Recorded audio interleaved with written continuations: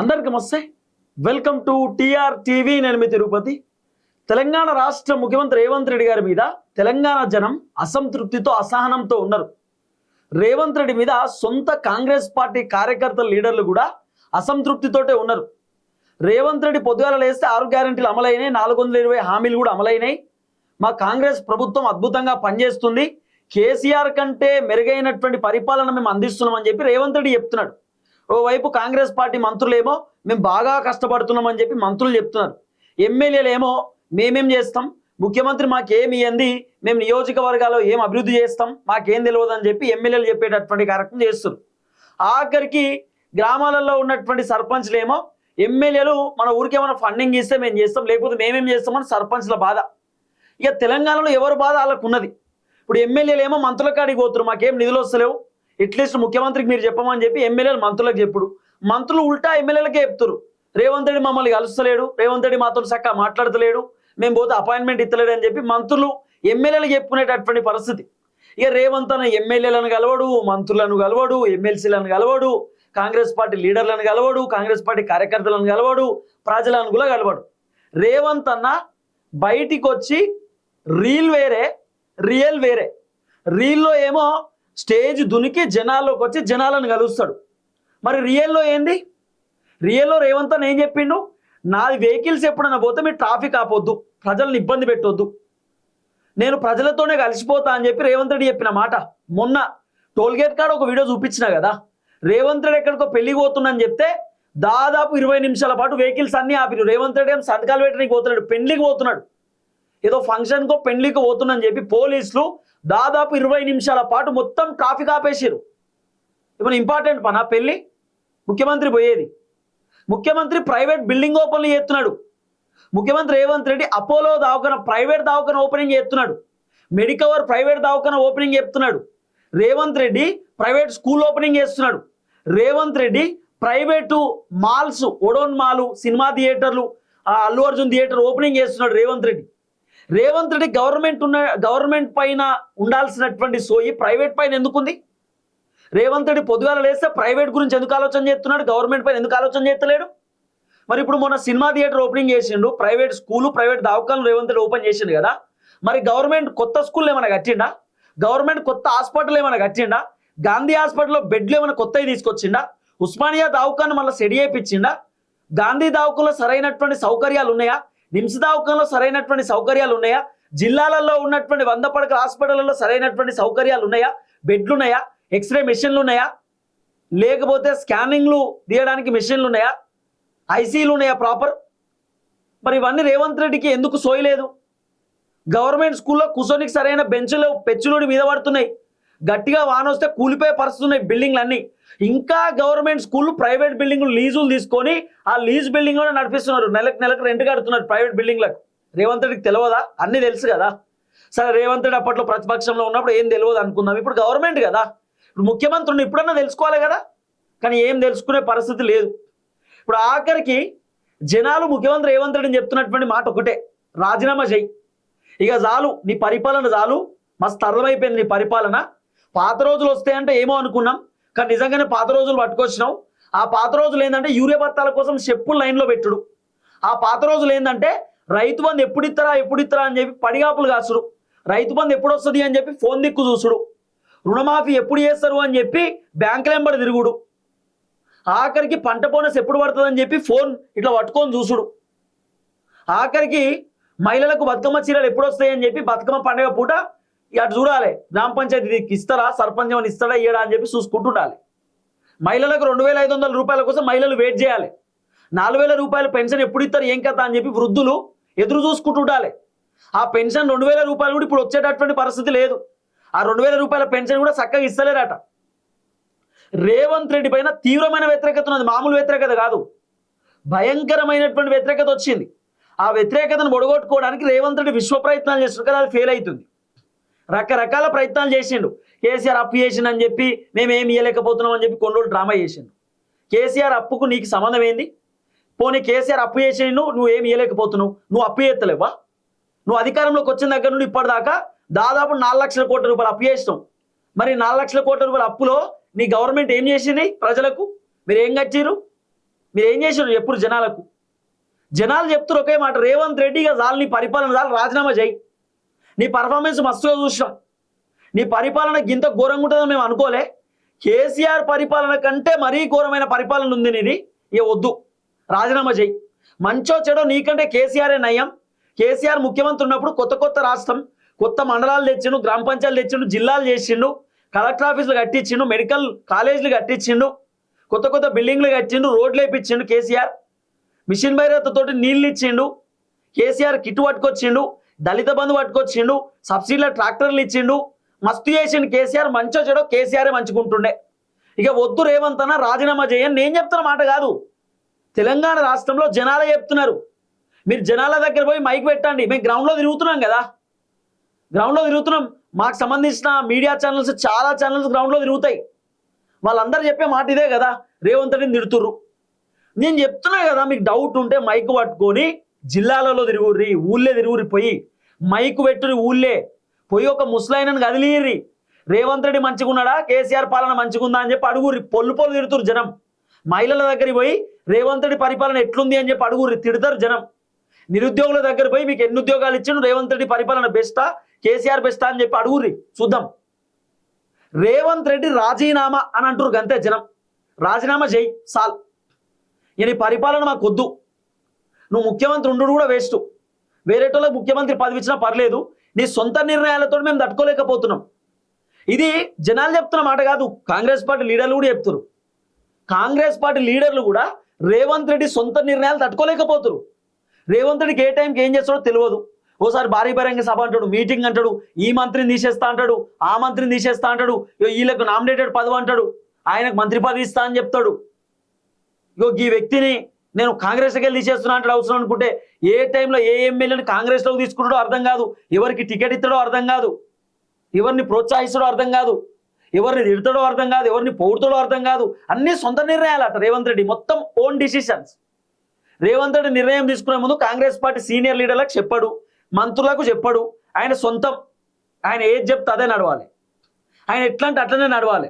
ఒకవేళ అది ఫెయిల్ అయింది అనుకో, మంత్రుల మీద నెట్టేస్తాడు కథం. రేవంత్ రెడ్డి తీసుకునే నిర్ణయం ఫెయిల్ అయింది అనుకో, మంత్రుల మీద నెడతాడు.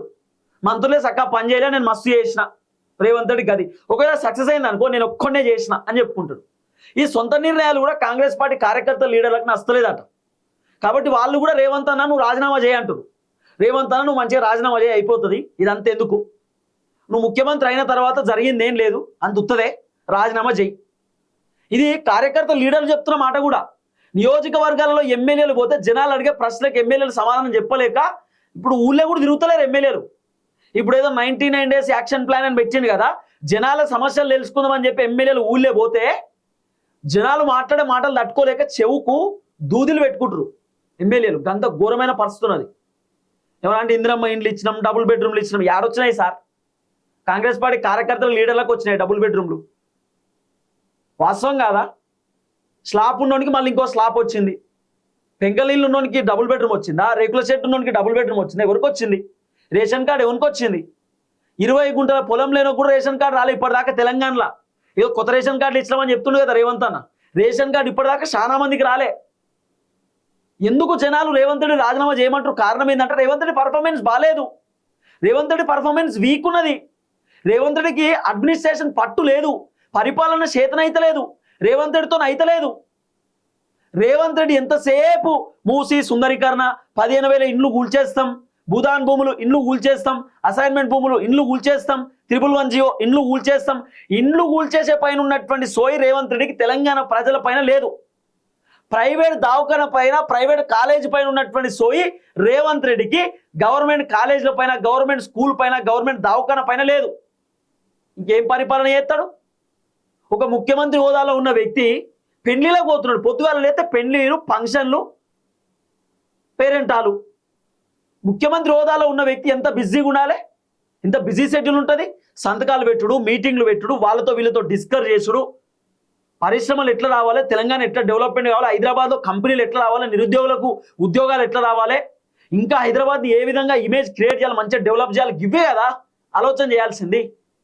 మన అన్న ఏ ప్రోగ్రామ్ పెట్టినా కేసీఆర్ తిట్టుడు, ఏ మీటింగ్ పెట్టినా కేసీఆర్ విమర్శన చేసుడు. ఏడబో నువ్వు పెళ్లికి పోయినా, సాగుకు పోయినా మైకితే కేసీఆర్ తిడతాడు రేవంత్ అన్న. మరి అదేందో అర్థం కాదు. ఒక వైట్ పేపర్ రిలీజ్ అయ్యి రేవంత్ అన్న 4 లక్షల కోట్ల రూపాయలు అప్పు చేసిన 2.5 సంవత్సరాలలో దేనికి ఎంత ఖర్చు పెట్టాం అనేది తెలంగాణ ప్రజలకు చెప్పు చూద్దాం. తెలంగాణ ప్రజలకు చెప్పు. నీ రైతు బంధు ఏమైంది? రైతు బంధు 15,000 రూపాయలు ఇస్తాను అధికారంలోకి వచ్చినావు, పైసలు లేవు అని చెప్పి 12,000 రూపాయలు ఇస్తున్నావు. సరే అట్లనే లేదు అనుకున్నాం. ఇప్పటిదాకా ఎండాకాలం పంట పైసలు రాలే, మళ్ళీ ఇప్పుడు నెల అయితే వానాకాలం వస్తుంది. ఎడమైనాయి పైసలు. జనవరి వీకే, ఫిబ్రవరి వీకే, మార్చి వీకే, ఏప్రిల్ వచ్చింది, ఇప్పుడు మే వచ్చింది, జూన్, జూలై, ఆగస్టు వానాకాలం పంట. మళ్ళీ 6 నెలలకు రైతు బంధు ఇవ్వాలి. గిదా నీ కథ? ఇంకా డైలాగులు కొట్టమంటే భారీ డైలాగులు. నాకు తెలిసి బాగా పనిచేసేటోడు కూడా గని చెప్తాడు అన్న, బాగా పని చేసినామంటాడు. ఇంకా పక్క రాష్ట్రంలో పోయి తెలంగాణ మొత్తం అద్భుతం అయిపోయింది, తెలంగాణ మొత్తం లైట్లు ఇట్లా మెరుతున్నాయి తెలంగాణలో, మీరు పోయి అడుగురు నా రాష్ట్రంలో అంటాడు. నా జనాలే చెప్తారు, పక్క రాష్ట్రం కూడా వచ్చి అడగాల్సిన అవసరం లేదు. తెలంగాణలో మా ప్రజలే చెప్తారు మీరు చేసిన పర్ఫార్మెన్స్ ఏందో, మీరు చేసిన కథ ఏందో. అరే ఏళ్ళ మీద లెక్క పెట్టవచ్చు కదా. మహిళలకు 2,500 రూపాయలు ఇచ్చినవా? మహిళలకు గ్యాస్ సిలిండర్ ఇచ్చినవా? మహిళలకు స్కూటీలు ఇచ్చినవా? మహిళలకు సైకిళ్ళు ఇచ్చినవా? మహిళలకు బతుకమ్మ చీరలు ఇచ్చినవా? నువ్వు మహిళలకు 0 వడ్డీ రుణాలు ఇచ్చినవా? మహిళలకు ఇంకేం చెప్పిండు? మస్తుగా చెప్పిండు కదా. ఇక మహిళలకు 0 వడ్డీ రుణాలు, ఇంకేదేదో చెప్పిండు. ఇక బతుకమ్మ చీరలు అది ఇది అని మస్తుగా చెప్పిండు. ఫ్రీ బస్సులు అన్నాడు, బస్సులు ఇస్తాం, పెట్రోల్ బంకులు పెట్టిస్తాం, కోటీశ్వర్లను చేస్తాం మహిళలను. ఇక ఇన్ని డైలాగులు చెప్పుకుంటూ వచ్చిండు అన్న. మరి ఎడబోయినాయి సార్ ఇవన్నీ? ఎడబోయినాయి. నీ 2.5 సంవత్సరాలలో మీరు చేసింది ఏంది? దాదాపు 29 మంత్స్ అవుతుంది కాంగ్రెస్ అధికారంలోకి వచ్చి. మీరు చేసింది ఏంది? 4,000 రూపాయల పెన్షన్ ఏడబోయింది సార్, 15,000 రూపాయలు రైతు భరోసా ఏడబోయింది, 500 రూపాయల పంట బోనస్ ఏడబోయింది, 4,000 రూపాయలు నిరుద్యోగ భృతి ఏడబోయింది. ఇవన్నీ మాట్లాడుకుంటూ పోతే శాటభారతం ఉన్నాయి, మస్తుగా ఉన్నాయి. కాబట్టి ఇక నేను ఇవన్నీ చెప్పా కానీ ఈ విధంగా రేవంత్ రెడ్డి చేసే కార్యక్రమం చేస్తున్నాను. అందుకే రేవంత్ రెడ్డిని చాలా మంది ఇక మీతో కాదు, మీకు అడ్మినిస్ట్రేషన్ తెలుస్తలేదు, పరిపాలన తెలుస్తలేదు, మంత్రులను కంట్రోల్ చేయలేకపోతున్నారు, మీరు రాజీనామా చేయండి. రేవంత్ గ్రౌండ్లో కూడా తిరగడం, వల్ల ఊళ్ళో పోవాలి, జనాలతో మాట్లాడాలి, పబ్లిక్లో పోవాలి, తిరగాలి, ప్రజల సమస్యలు ఏందో అర్థం చేసుకోవాలి. రేవంత్ అన్నకి ఇవన్నీ అవసరం లేదు. అది కూల్చేయరి, అది ఉలగొట్టురి, అయిపోయానా? నువ్వు అట్టనీకి వచ్చినావా, కూల్చేయనీకి వచ్చినావా? నువ్వు తెలంగాణ అధికారంలోకి ఎందుకు వచ్చినావు? అసలు పేద ప్రజలు ఇల్లులు కూల్చేయనీకి వచ్చినావా? ఇప్పుడు పేద ప్రజలు చాలా మంది తెలిసి తెలియక FTL బఫర్ జోన్లో ఇల్లు కట్టిరు కదా. మరి పర్మిషన్ ఇచ్చినోడు గాడిదా? పర్మిషన్ ఇచ్చినోనికి తెలియదా? కరెంట్ బిల్లు కొట్టడానికి తెలియదా? కరెంటు పర్మిషన్ ఇచ్చినోనికి తెలియదా? నల్ల పన్ను ఇచ్చినోనికి తెలియదా? ఇంటి పన్ను ఇచ్చినోనికి తెలియదా? రిజిస్ట్రేషన్ చేసినోనికి తెలియదా? FTL బఫర్ జోన్లో ఉందని చెప్పి పేదవాళ్ళని ఇల్లులు కూల్చేసిండు. మరి పర్మిషన్ ఇచ్చినోడు ఏంది గాడిదా అంటున్నాం? పర్మిషన్ ఎట్లా ఇచ్చారు? పేదవాళ్ళు ఏమో పాపం FTL బఫర్ జోన్ తెలిసి తెలియక ఇల్లు కట్టిరు. సరే భూదాన్ భూములలో ఇల్లు కట్టుకున్నారు, లేకపోతే అసైన్మెంట్ భూములలో కట్టుకున్నారు, 311 జీవోలో కట్టుకున్నారు అనుకుందాం, తప్పే అనుకుందాం. గవర్నమెంట్ భూమిలో కూడా పేదవాళ్ళు కొంతమంది ఇల్లులు కట్టుకున్నారు, కొంతమంది జాగాలు కొనుక్కొని కట్టుకున్నారు, కొంతమంది ఇల్లు కట్టుకున్నారు. అన్ని పర్మిషన్లు ఉన్నాయి మళ్ళా. మరి పర్మిషన్ ఇచ్చినోనికి కళ్ళు కనబడలేదా? పర్మిషన్లు ఎట్లా ఇచ్చారు? పర్మిషన్ ఇచ్చినోడు గాడిదన్నా మరి చెప్పాలి ముఖ్యమంత్రి చెప్పాలి. పర్మిషన్ ఎట్లా ఇచ్చారు? పర్మిషన్ ఇచ్చినోడు ఎవడు? మరి పర్మిషన్ ఇచ్చిన పైన కూడా మీరు యాక్షన్ తీసుకోవాలి కదా. ఎవడైతే పర్మిషన్ ఇచ్చిండో ఇల్లుకు, ఇప్పుడు చెరువులోనే కట్టిరు అనుకుందాం ఇల్లు, ఆ చెరువులో కరెంటు పర్మిషన్ ఇచ్చినోడిని ఏం చేస్తారు? ఆ చెరువు దగ్గర ఇల్లు కట్టితే ఆ చెరువు దగ్గర ఇల్లు కట్టినటువంటి దానికి రిజిస్ట్రేషన్ చేసిన ఏం చేస్తారు? ఆ ఇల్లుకు అది నల్ల కనెక్షన్ ఇచ్చిన ఏం చేస్తారు? ఆ ఇల్లుకు ఇంకా రకరకాల కనెక్షన్స్ ఉంటాయి, ఇంటి పన్ను అదోటి ఇదోటి, ఇవన్నీ ఏం చేస్తారు? మరి పర్మిషన్ ఇచ్చినోడు ఎవరు? ఇచ్చినోడి పైన కూడా యాక్షన్ తీసుకోవాలి కదా ముఖ్యమంత్రి. రేవంత్ అన్న వాళ్ళపైన యాక్షన్ తీసుకోడు. పేదవాళ్ళు ఇల్లు అయితే కూల్చాలి అంతే. ఇక పేదోడు ఎటన్నా పోని, ఏ రోడ్డు మీద పడని, కన్నీళ్లు పెట్టుకొని సావని రేవంత్ అన్నకు సంబంధం లేదు. ఏం ముఖ్యమంత్రి, ఎక్కడ ముఖ్యమంత్రి, ఏం కథ? అందుకే జనాలు దండం పెడతా రాజీనామా చేయంటారు. రాజీనామా చేయి, వద్దు మాకి పరిపాలన, సాల్ మాతో అయితే లేదు అనేది పబ్లిక్ వర్షన్. ఏడుస్తురు జనాలు, కన్నీళ్ళు పెట్టుకుంటారు జనాలు, తెలుసా? బయట రేవంత్ అనే తెలుస్తలేదు. మేమేమో ఏదో వ్యతిరేకత ఉందని చెప్పి తిరుపతి మాట్లాడుతున్నాం, గ్రౌండ్లో అంతా లేదు కదా అని మీరు అనుకుంటారేమో. గ్రౌండ్లోకి రండి, ఫస్ట్ గ్రౌండ్లో తిరుగుర్రి, ఊళ్ళో తిరుగుతుంది వెళ్తుంది, మీకు ఊళ్ళో తిరుగుతుంది వెళ్తుంది. పేదవాళ్ళ ఇల్లులు కూల్చేసాడు కాదు, పేదవాళ్ళ ఇళ్ళకు పర్మిషన్ ఇచ్చినోడు ఎవడని చెప్తున్నా. పర్మిషన్ ఇచ్చినోడి పైన ఏం చేసి యాక్షన్ మీరు? పేదవాళ్ళ ఇళ్లకు నల్ల పన్ను, కరెంటు పన్ను, ఇవన్నీ పర్మిషన్లు ఇచ్చిన రిజిస్ట్రేషన్ చేసిన ఏం చేస్తారు మీరు? వాళ్ళు ఎందుకు రిజిస్ట్రేషన్ చేసిరు? అది నిజంగా అక్రమంగానే ఇల్లులు కట్టిరు అనుకుందాం, అది FTL బఫర్ జోన్లోనే కట్టిరు అనుకుందాం. మరి అవతల పర్మిషన్ ఇచ్చినోనికి తెలియదా అది FTL బఫర్ జోన్లో ఉందని చెప్పి? మరి ఎట్లా ఇచ్చారు? ఇచ్చినోడు లంచం తీసుకున్నాడా, లేకపోతే ఇచ్చినోడికి కళ్ళు కనవలేదా? మరి వాని పైన ఏం యాక్షన్ తీసుకురు? ఇవన్నీ చూడాలి కదా. ఏది ఏమైనా ముఖ్యమంత్రి పైన అయితే వ్యతిరేకం ఉన్నది. ఇది లాస్ట్.